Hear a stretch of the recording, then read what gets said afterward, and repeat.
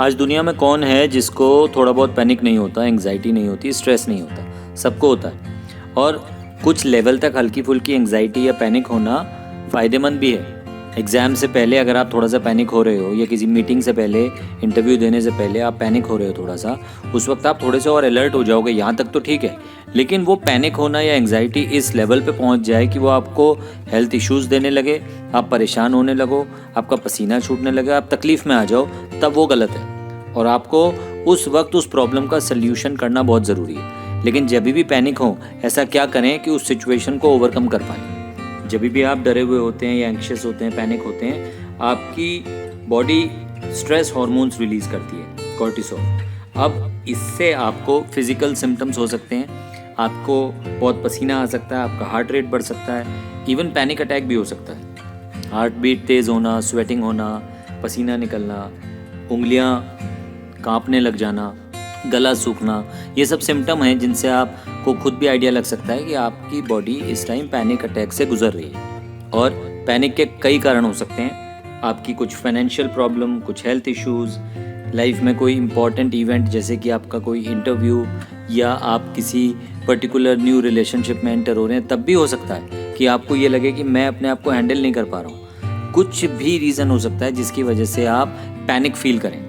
कुछ लोग अनएम्प्लॉयड होते हैं, उनको पैनिक इश्यूज़ होते हैं। कुछ लोगों का डिवोर्स हो रहा होता है, उनको पैनिक इश्यूज़ होते हैं। तो जब भी आपको ये सब इश्यूज़ हो रहे हो, सबसे पहले आप ब्रीद इन कीजिए। आपको अपनी ब्रीदिंग पर ध्यान देना है। और इन्हीं पैनिक अटैक्स की वजह से कुछ लोग अपने आप को बहुत रिस्ट्रिक्ट कर लेते हैं और वो धीरे धीरे डिप्रेशन के फेज़ में चले जाते हैं। तो ये इतना डिफ़िकल्ट फेज़ आपके लिए क्रिएट कर सकता है जिसको इमेजिन करना भी वाकई बड़ा डिफ़िकल्ट है। पैनिक इश्यूज़ जब होते हैं तो कुछ लोग तो अल्कोहल या सिगरेट्स या ड्रग्स की तरफ बढ़ जाते हैं। तो खुद को बहुत संभाल कर रखना है कि हमें किसी भी तरीके से इस सिचुएशन को संभालना है, खुद को संभालना है। जब भी पैनिक सिचुएशन हो, सबसे पहले खुद को एक बात समझा लो कि देखो, जो होना था वो तो हो गया है, चीज़ें जितनी डिस्टर्ब हो सकती थी हो गई हैं। यहाँ से मुझे सबसे पहले इन हालातों से बाहर आने का प्लान करना है। जिस भी इंसान की वजह से या जिस भी सिचुएशन की वजह से आपकी लाइफ में ये डिफ़िकल्ट फेज़ आया है, आपको इसे एक्सेप्ट करना होगा। और अब आपको खुद को एक डिफरेंट जोन में खुद ही लेकर जाना होगा। तो अपनी पसंद का कोई म्यूज़िक सुनना, या ये सोचना कि ये सिचुएशन जब सुलझेगी तब सुलझेगी, मैं पहले रिलैक्स्ड हो जाऊँ, अपनी पसंद का कोई खाना खा लूँ।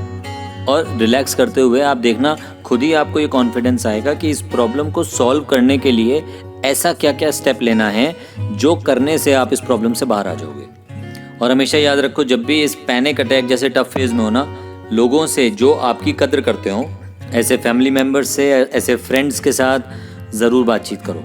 क्योंकि जब आप लोगों से बात करते हो ना, तब आपको अच्छा महसूस होता है। आप अपने मन की भी उनसे शेयर कर सकते हो, वो आपको सही गाइडेंस भी दे सकते हैं और वही गाइडेंस आपके काम भी आती है। तो जब भी पैनिक अटैक महसूस हो, खुद को अकेला करने के बजाय, डिप्रेशन में ले जाने के बजाय, आपको खुद को खुशी वाले माहौल में लेके जाना है। और देखिएगा, अगर आप इन स्टेप्स को फॉलो करेंगे, धीरे धीरे दोबारा से ज़िंदगी पर आपकी पकड़ मजबूत हो जाएगी।